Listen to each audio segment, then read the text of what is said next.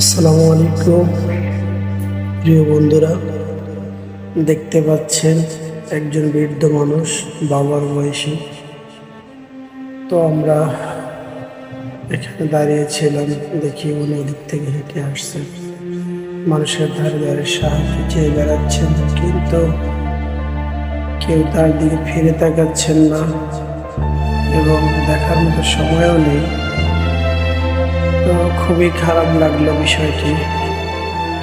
আমরা তার সাথে যোগাযোগ করতে চেয়েছিলাম, কিন্তু আমরা পারিনি। অবশেষে তো ভাবলাম যে না, তার সাথে একটু কথা বলি, সে সুযোগটি হয়ে ওঠেনি।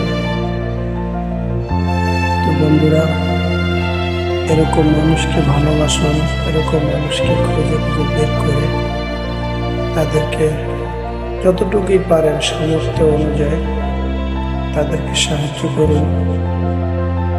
তারা একটুতেই অনেক খুশি। ভালো থাকুন।